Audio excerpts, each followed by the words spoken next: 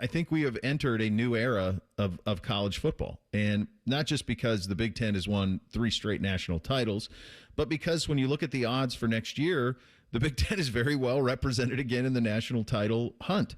Ohio State, 13-2. Indiana, 7-1. Oregon, 7-1. Notre Dame, which might as well be a Big Ten team, 13-2. USC is 30-1. Michigan is 40-1. Everything that Nick Saban is saying is mostly true.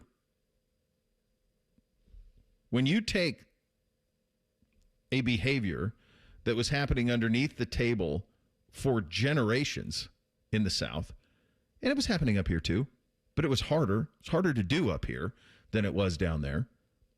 When you take a behavior that was happening underneath the table for decades, for generations, and now say all of that's legal and you can spend whatever you want, whenever you want, and create a true free market, which is what we have in college football at the moment, the places with the most money are going to win. And what we've seen here in the last couple of years is a shift to northern money and southern oil money. There's a direct line in terms of competitiveness, in terms of who's winning, in terms of who is going to continue to win. And that line is drawn directly from the programs that are enriched financially.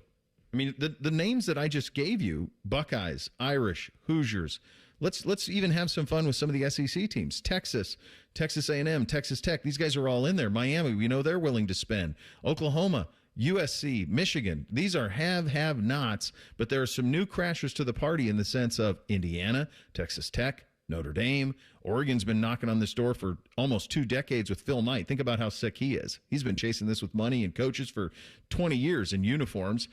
Indiana flipped this thing in 2 years and won a national title, which is a holy grail he's been chasing for a long time. But heck, he could start next year at Oregon, ranked number 1 in the country. The Reader's Digest version of this here, guys, is get used to it.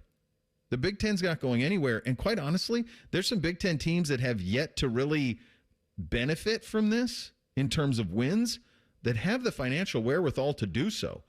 Penn State can do that. Penn State's got a lot of money. Nebraska, if they ever mobilized, think what Nebraska could do. If they ever mobilized, what they could do financially. You think it's hard to get people to go to Lubbock? Give me Lincoln over Lubbock.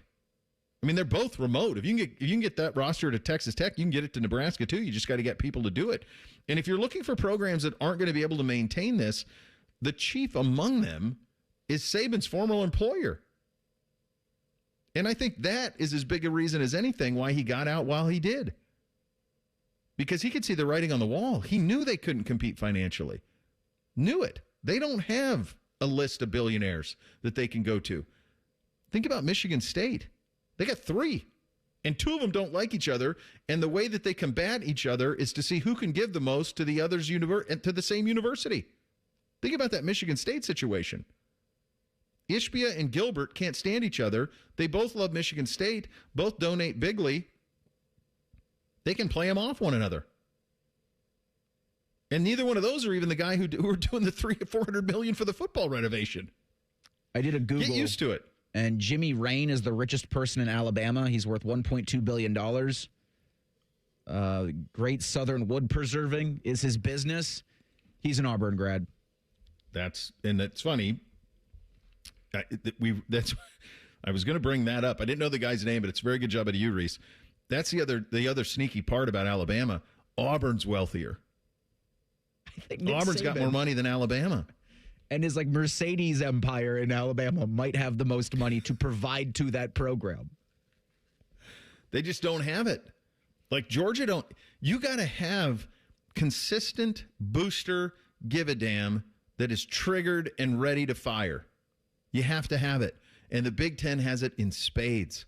If you were to invest in, you could invest. I could talk myself into investing into any number of 10 Big Ten programs in terms of their continued success in this thing. Can you imagine if NIL was available when Kevin Plank and Under Armour were hitting on all cylinders and he was throwing all that money around at Maryland? Oh, baby. I mean, that's the T. Boone Pickens of the Big Ten. Those are the programs. Get used to it.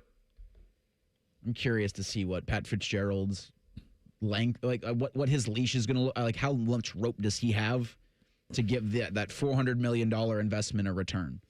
Like, does Michigan State have to? Because that's a portal roster they're going to field. Yep. Like that's what? Yeah, that's all portal. That's all portal persons. And how much can they stand? Because Pat Fitzgerald's not just going to be nice to them. Like, this feels very much like when Urban came to Ohio State and was telling all the Tressel guys to get out of town. Like, he's going to be tough on them. And in a portal era like this, how is that going to stick on the roster? And then when you bring guys in, if Pat Fitzgerald's going to be the Pat Fitzgerald at Northwestern, where does success need to come on the field for the Michigan boosters who put that kind of money, the Acrisure people, to put that kind of money in again? Because that's kind of the ask, right? With Indiana, you had Cuban with a lot of money last year, and then everybody said it was a real nice gift he gave us this year. And it's like, okay, the ask gets more every year so long as the wins are there. And I think so long as the wins are there, these billionaires are happy to do it. Yeah, they want their ROI. Michigan State, I'm really interested in.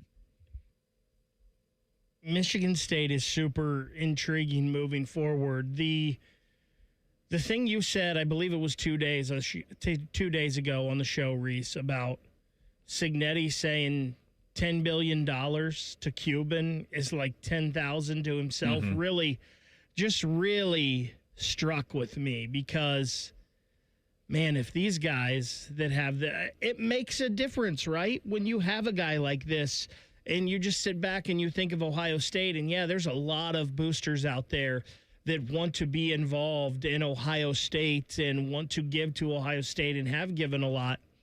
But I don't think they have that one. It's not just anymore. Like, $10 billion's no big deal. Yeah, not like that. Not like they used to, for obvious reasons. Or 10 million, I guess, is what I mean to say. But. Yeah, not like they used to. There used to be, you make a call and you can, there are a couple guys you could call and you could get a quick shot in the arm. Now it's a little bit different. There's still a lot of money here, obviously. It's a massive city. I think probably the most similar, I mean, we're not quite there, but probably the apples to apples for Ohio State on a spending, if you're looking for like a Southern comparable, it's probably Texas and LSU. Those are probably the two that you're always going to be in the mix with, and those two aren't going anywhere ever. There isn't like what Texas Tech has, where you have a single guy who's like, I'm going to make this my mission to win a national championship at Texas Tech.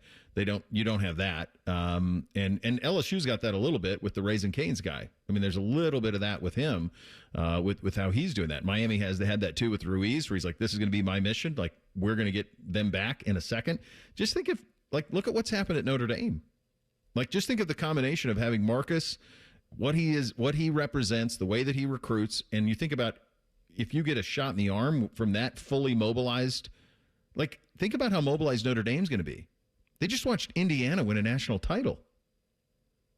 Can you imagine the brain F that is for them? Like, can't be a great feeling, especially getting left out of that same playoff. Yeah. Knowing the year prior you bested Indiana on the football field. Yeah. And it wasn't particularly a close game. No, and I'm sure Marcus is sitting there watching. He's doing the halftime show, and I'm sure he's sitting there watching it going, we're better than this. We're better than them. He didn't get the chance to prove it, but is that something that gives that alumni base and those boosters a shot in the arm to say, well, if Indiana can do it, we're going to do it. What do you need, Marcus? Let's go. Like, that's the type of motivation that I think happens with boosters around the country. And I also think you can, with the right staff in place, can find a happy medium to where you're not getting those gigantic checks from one person, but, with Ryan Day and his staff have been able to sell the NFL thing. Like, in Indiana really sell, and I think that's where you can get over not having the one phone call, $10 million check kind of person. Ohio State doesn't have that. Ohio State likely will not have that. But what they can offer is the argument that you will go and play on Sundays. And some of these schools are still trying to find their footing with that. So there is a pushback to the, hey, we're just going to throw a bunch of money at this. If you're not getting guys to the next level, then it never won't matter how much money you can throw at something, because you can always throw enough money at some problems to make them go away. But to stay in that fight, you have to offer other things. And I think that's where Ohio State's uniquely and almost perfectly situated right now. Mm-hmm. And it's just funny, we're talking about all this and the money it takes for the rosters. Then you get the news that Ohio State is putting a new billboard or video board in the shoe in the north end for next season, a new scoreboard, hopefully. in the south end zone for the following season.